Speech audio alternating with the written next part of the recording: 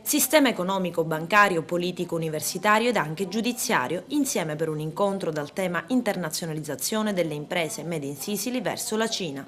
Un confronto tra possibilità ed opportunità di interscambio voluto da seggi, associazioni, studi sociali e giuridici Empedocle, che si è tenuto ieri sera ad Agrigento al Dioscuri by Palace ed è stato moderato dalla nostra Narita Di Leo. Quali le politiche in atto per favorire i flussi cinesi turistici? È un flusso che ha bisogno di una strategia ben chiara perché è un flusso gestito da grandi tour operator che possono solo aiutarci con un sistema di rapporto tra le istituzioni che sia molto, molto forte. Quindi oggi siamo proprio qui per capire qual è il primo passo da fare per avvicinarci alle istituzioni cinesi e al loro sistema di turismo che non è proprio come il libero turismo europeo ma è molto diverso. Si dice che i cinesi siano la popolazione che viaggia di più in tutto il mondo. A cosa state lavorando?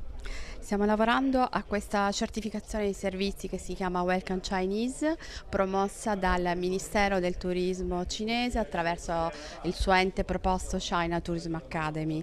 Come certificazione di servizi permette alle aziende e tutte le strutture del settore turistico di poter captare questi turisti cinesi che in previsione dell'Expo sono oltre 1 milione previsti per il 2015. Se nella nostra mentalità c'è un'apertura all'America, quasi a volerla raggiungere e imitare, quanto può essere importante invece un'apertura alla Cina?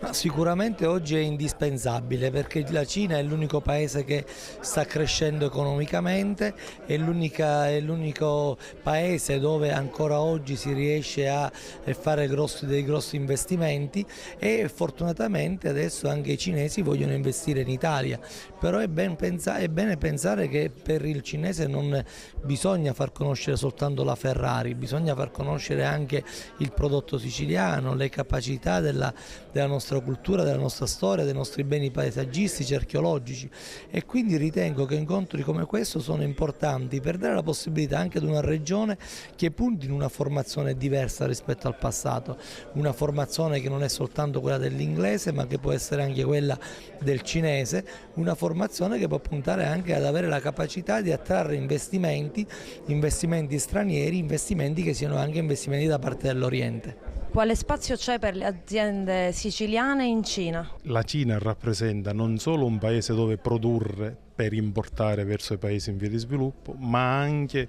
per intercettare le ricchezze che lì già ci sono. L'indotto del turismo è un canale per concorrere ad intercettare ricchezza che lì si genera e portarla da noi. Qual è l'atteggiamento delle banche per chi vuole investire in Cina o esportare in Cina? Le banche hanno interesse a stimolare l'export delle aziende in quanto per i nostri studi le aziende che esportano in misura notevole, cioè parlo dal 65-70% in su, sono le uniche aziende che vanno assolutamente bene nel nostro paese. Dall'altro lato è un atteggiamento anche prudente perché la Cina comunque è un paese interessantissimo ma che presenta comunque numerose problematicità. I rischi non sono evidentemente pochi nello stabilire ad esempio l'insediamento produttivo là. Pensa che ci siano dei margini per aprire dei rapporti culturali con la Cina e l'Università Core ci sta lavorando? L'unica che rilascia a sud di Napoli una laurea in lingua e cultura cinese.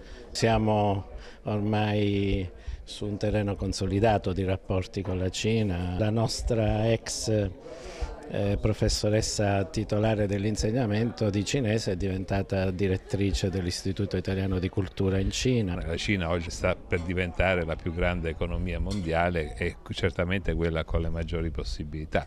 Il problema è attrezzarsi, ma attrezzarsi vuol dire conoscere, entrare nella loro testa e poi capire quello che serve e quello che invece è inutile. In campo penale che affinità ci sono tra il mondo cinese e quello italiano? Sia la Cina che l'Italia sono impegnati in una grandissima battaglia contro la corruzione e la Cina sta tentando anche di copiare alcune esperienze italiane. Per esempio è stata tradotta in cinese l'ultima legge del 2012, quella fatta dal governo italiano sulla corruzione, sulla pubblica amministrazione. C'è in comune la volontà di sviluppare come dire, i principi di trasparenza della pubblica amministrazione piuttosto che la repressione penale. In Cina addirittura dicono che questa lotta alla corruzione stia causando addirittura una diminuzione del PIL dello 0,6%. Una bella sfida Italia e Cina che possono condurre insieme.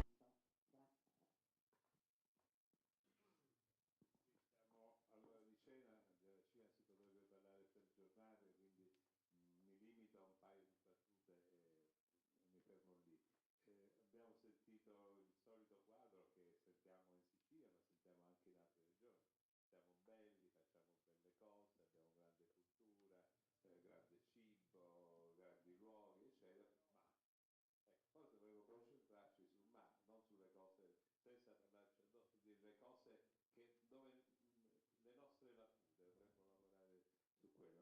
La Sicilia, come tante altre regioni, ha imprese che fanno